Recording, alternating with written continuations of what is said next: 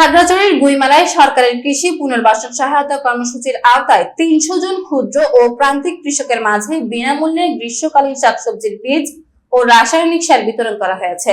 গুইমালা প্রতিনিধি দিদারুল হৃদয় জানান, সোমবার সকাল 11টায় গুইমালা উপজেলা পরিষদ প্রাঙ্গণে কৃষি সম্প্রসারণ অধিদপ্তরের আয়োজনে এই প্রণোদনা কর্মসূচির উদ্বোধন করেন উপজেলা নির্বাহী কর্মকর্তা ও উপজেলা সার ও বীজ মনিটরিং কমিটির সভাপতি মিসকাতুল তামান্না। 2025-26 অর্থ বছরের এই কর্মসূচির আওতায় প্রতিটি কৃষককে উন্নত মানের 7 ধরনের গ্রীষ্মকালীন শাকসবজির বীজের পাশাপাশি 15 কেজি ডিএপি এবং 15 কেজি এমওপি সার দেওয়া হয়। প্রধান অতিথির বক্তব্যে ইউএনও বলেন, আধুনিক কৃষি প্রযুক্তির ব্যবহার, সুষম সার প্রয়োগ এবং নিরাপদ সবজি উৎপাদনের মাধ্যমে কৃষকদের আরো বেশি লাভবান হতে হবে। উৎপাদনে কোনো সমস্যা হলে দ্রুত কৃষি কর্মকর্তাদের সঙ্গে যোগাযোগেরও আহ্বান জানান তিনি।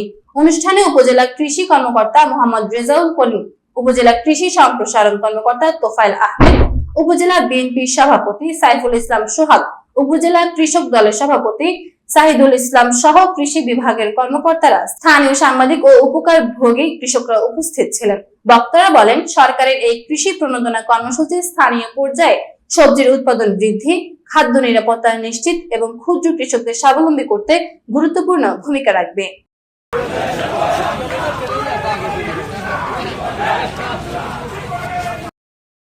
একজন বিকৃত মস্তিষ্কের লোক এবং একজন মাতার লোক আজকে বিভিন্ন জায়গায় বিভিন্ন ভাবে বক্তব্য দিয়ে বেড়াচ্ছেন।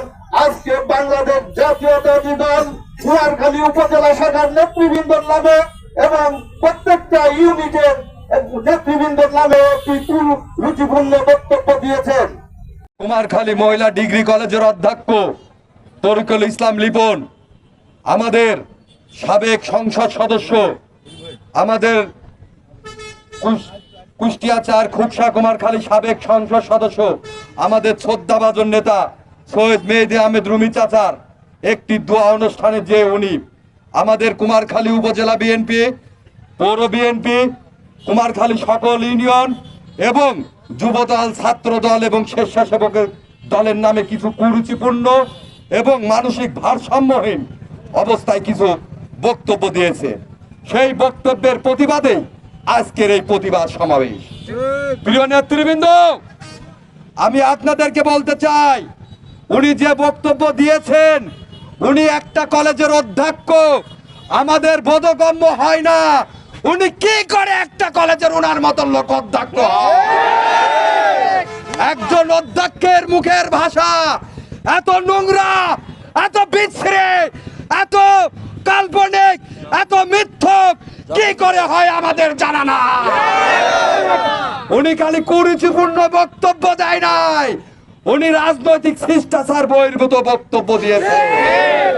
আমাদের বর্তমান উপজেলা বিএনপি সভাপতি শ্রদ্ধাভাজন ব্যক্তিত্ব নুরুল ইসলাম আনসার প্রামাণিক, লুৎফর রহমান, সাংগঠনিক সম্পাদক রাসেল উদ্দিন বাবুকে টার্গেট করে উনি বিএনপির ভিতরকে বিভাজন সৃষ্টি করে দলের ভিতর উপদল সৃষ্টি করতে চাচ্ছে।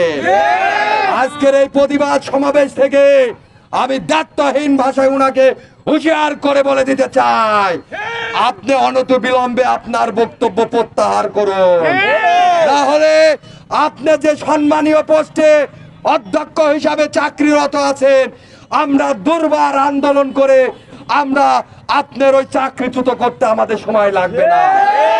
আমরা যুবদল, ছাত্রদল, স্বেচ্ছাসেবক দল এরকম কুরুচিপূর্ণ জঘন্য বক্তব্য রাজপথে আপনার মোকাবেলা করবো।